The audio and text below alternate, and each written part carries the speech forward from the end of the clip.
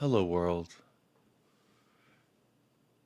Thomas Frank's Tottenham has touched the top of the table yet again for the thrice time. Thrice? Tries? God dang it. Anyway, what I'm trying to say to you is that Thomas Frank, yet again, another W. Obviously, we did lose versus Bournemouth. However, this is the lineup that he did choose to start with. And as you can see, there was three changes to the starting 11, one being Lucas Bergvall, player of the match, by the way, Matthias Tell in that striker role, and of course, Xavi Simons. You can't spell Simons without moans. But that's another story for, oh shit, it'd probably be for today. But look, I thought that in regards to the match in total, Vamo, Bussy, um, and shall I also say, yet again, yet again, the lads. Is that a saying? Away the lad. No, that's the Newcastle saying. Hang on. I'm gonna do this so you can see this is Djed Spence's penitentiary. At the end of the day, Djed Spence does get another start. They have him at a 6.3, and I find that very strange because I thought that he actually had a good game. Actually, you can't even see that. Look, there you go. The comments were covering it. The comments that appear on the screen, which you can hold that StreamYard. You're trying to be like Twitch with the fucking comments on screen. Anyway, look, Thomas Frank's version of Tottenham Hotspur has touched the top of the table for three times now. Now, I ain't trying to say this, that, and the other, but I think if you look at the skid mark he left behind at the Brentford Bumblebees, Buzz, who did get the draw versus Chelsea today. They got a goal in stoppage time. I find it interesting because I always wondered how much of it was down to Tommy's touchings and teachings, and how much of it was down to Brentford's scouting and recruitment department. Because when you look at some of the players that even have stepped in behind the players, they got picked clean dry. I actually thought that these were one of the teams that could be facing the bottom five, maybe not fighting relegation, but definitely bottom five, because just how many good players got plucked off of them, and then notwithstanding rather their manager Thomas Frank, who I'll be honest, leaving Matthias Tell out of the UCL squad did surprise me. However, starting him in the 11 for me felt like, and now I don't know Thomas personally, but it did definitely feel like a nod to not only how he took the news, but also the fact that we do play on Tuesday versus Villarreal at home in the Champions League. So we will be kicking off our Champions League campaign at the beginning of the week coming up. But look, I think that he didn't necessarily have the best showing today. I thought that he got hurt pretty early on and looked like he was playing a little wobbly. Hopefully everything's all right. You did see Richarlison warming up somewhere around what, the 20 something minute. However, I do think that I want better. However, we don't really have better at this current juncture. But where we do have better at, and where I think players are actually really starting to make a name for themselves in regards to can't be dropped from the starting 11, I would say you have to look no further than Lucas Bergvall. Now, I've been toting up Pop Matasar in regards to him being the best player in our preseason, without a doubt.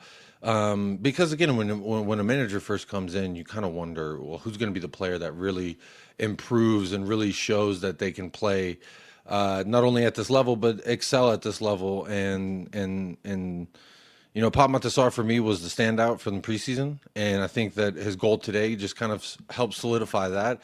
But not only him, but Lucas Bergvall, because uh, when you look at the notion, take your opportunity and seize it. This motherfucker is seizing it like he's England in the colonial times, colonizational times. No, I think it's colonial. Either way, I think you get my point. He absolutely getting player of the match, deservedly so.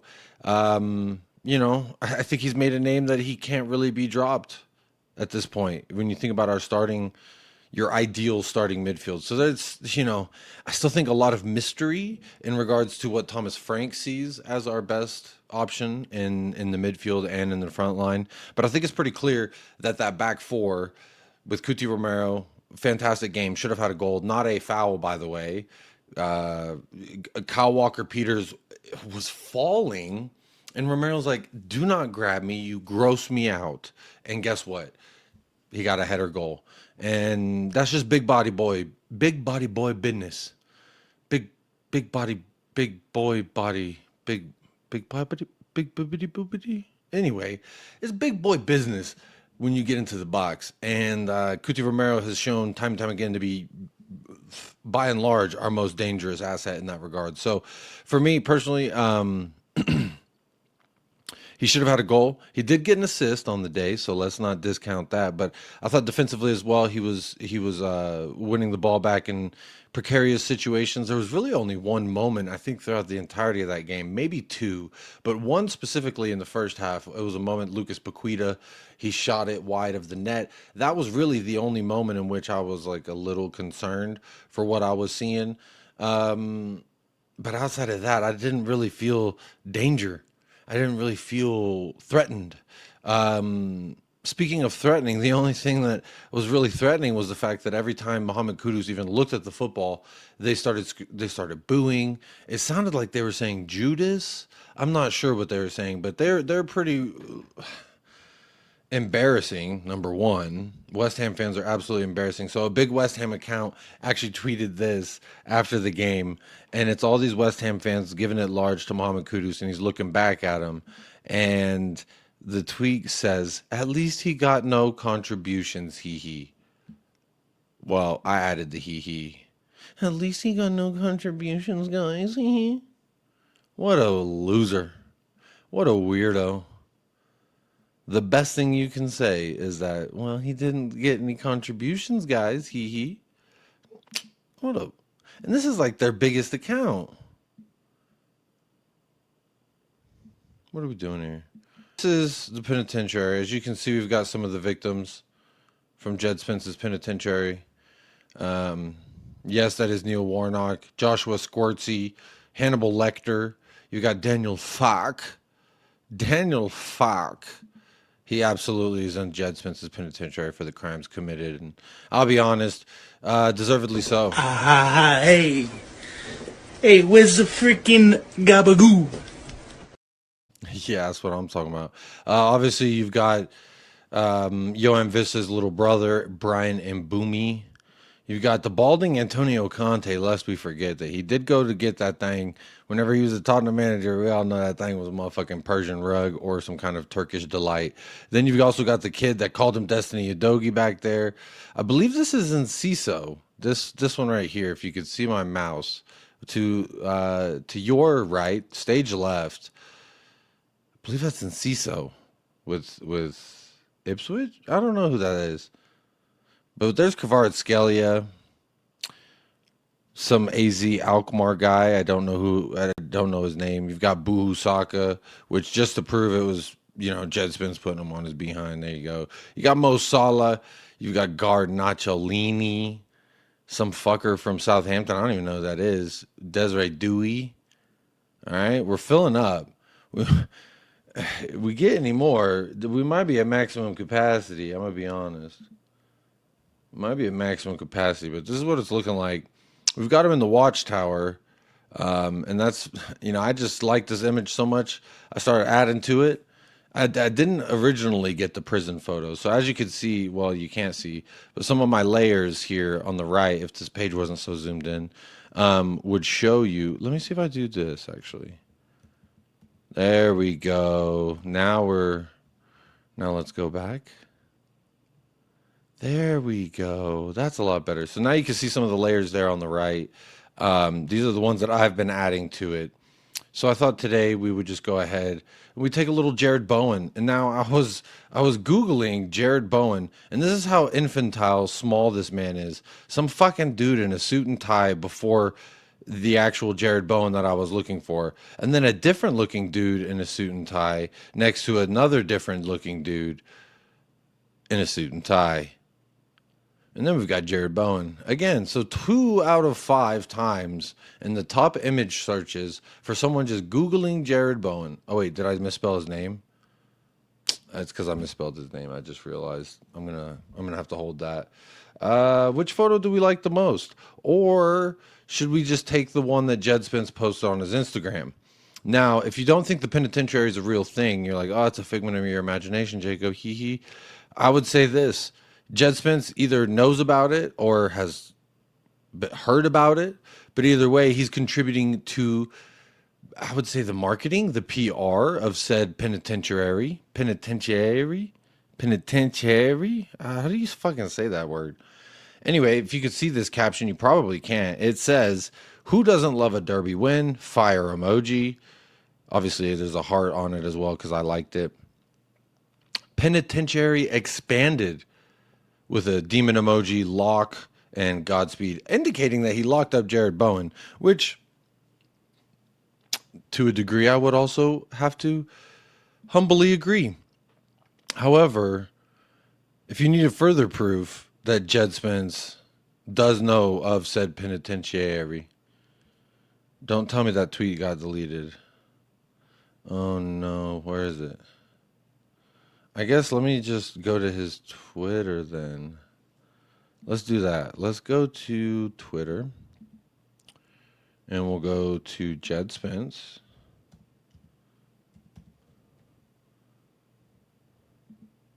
So here's Djed Spence's Twitter. Sick ass banner, by the way. I'm going to argue mine's better, arguably. But, you know, you do what you want, whatever you want, Djed. Over the international break, on September 10th, to be specific, he said, oh, by the way, Spence Penitentiary opened officially to all international platforms, or on all international platforms, indicating that this is the first I can confirm that I know that he said something about the penitentiary. So then I was like, bro, who else do I need to add to the list? And instead of replying, he texted me. He said, Jacob, just so everyone doesn't know that we're actually BFFs, because you called it and you were always right when you said the Jedemption arc began as soon as Conte left. However, he did not reply to me publicly. Thus, I can't prove it because I'm not going to expose his private text messages to me. But he did say, Jacob, I think you're awesome. Make sure to tell everyone to like and subscribe. But he also said, this penitentiary thing, bro, you are cooking. And so I thought, you know what, in honor of yet another sentencing, I thought we could go ahead and we could put one together live on this thing together we call love. So should I? No, actually, I was hoping he'd post a more embarrassing photo. Let's see. He did not. This is the this. I didn't even see this. So this is his post. It's like it's me, and there's Jared Bowen to indicate that's who I'm locking up in the fucking description that I leave behind.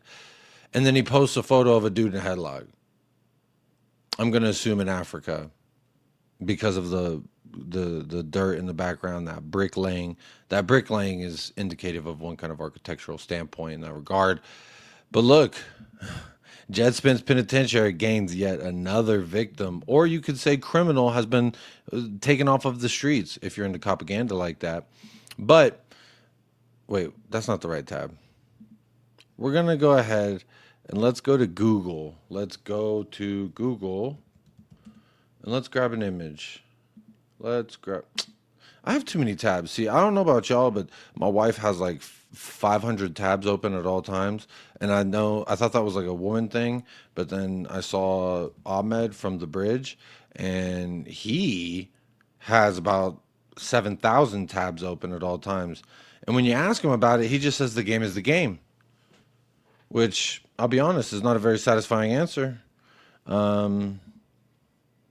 But we'll look at which image we want to add to that. I've got these pulled up. There's that tab. Again, Djed Spence's Penitentiary is confirmed. What the fuck is this? I'm deep in the bookmarks, man. I'm in the international bookmarks. Shit. But at least Muhammad Kudus had no GA, right? Hee hee. My last little thoughts here on the international break, international break. This is how tired I am. Because if you can't tell, like the studio's getting taken apart. I'm packing everything up. My family and I are moving into a house. However, Me being the cheeky bastard I am, the house that we were originally going to get, I decided I wanted something a little better. And we're going to get something a little better. But anyway, that's just what it is, man. That's just what it is. Um, Never settle for something if you're not completely smitten. I say that in regards to house hunting. I say that in regards to wife hunting. I say that in regards to probably deer hunting if I was a deer hunter. But what, getting back to the game, I would just say this. Xavi Simons got an assist off of a corner kick, which vamos, and that is his first assist in a Tottenham Hotspur shirt as well. So you know what? Don't tell my wife, but I'm gonna go ahead and I'm gonna. I already got it in a cart on DHgate. I'm gonna get an away kit with Xavi Simons on the back. And I didn't think I would do it so soon, even though Xavi Simons is a player that I've admired for many years, and I was definitely on board slash encouraging of the fact of him taking the number 7. But what I would say is this: um, I mean, you getting a GA on your new club debut, your new league debut. You get an assist. Shit, talk to me nicely. I will preface all that. Well, I guess not preface. It would be the etymology version of not the opposite of pre. Post fist. I would post fist. That's not a word. I didn't think he was that good today. I thought that he left a lot to be desired. To me, this is what I would say. It's not indicative of like his talent right now. It's not indicative of the talent that he does have. However, he looked like a player who had maybe 2 training sessions with a new club in a new league with new players all around him. Mickey Van de Veen's arguably the only player that he even has played with on this team. But he plays in defense, and he got a goal. Shout out Mickey Van de Veen every single time. Mickey Van de Veen, Mickey Van de Veen. But what I would say as well is, Xavi Simons just looked like a guy who didn't know what his other teammates were doing, wasn't really too sure on what he wanted to do, as well as, just that natural adjustment when you jump from a Bundesliga team to a Premier League team. Now, this isn't to take anything out of the Wiener Schnitzel League, the Lederhosen League, but what I would say is he looks like a legitimate baller. I don't know. He wasn't great, but he still looked like a legitimate baller. I was a little disappointed that Kolo Muani didn't at least make an appearance. I understood that he wouldn't get to start today necessarily because again, I do want to pay homage. I don't know if homage is the right word there, but what I would say is I want to give a little credit um, to Frank and to Matthias Tell just for Frank for having the big balls to just say, I don't give a shit if you just signed this guy. He's not in my Champions League squad. That take a big ball.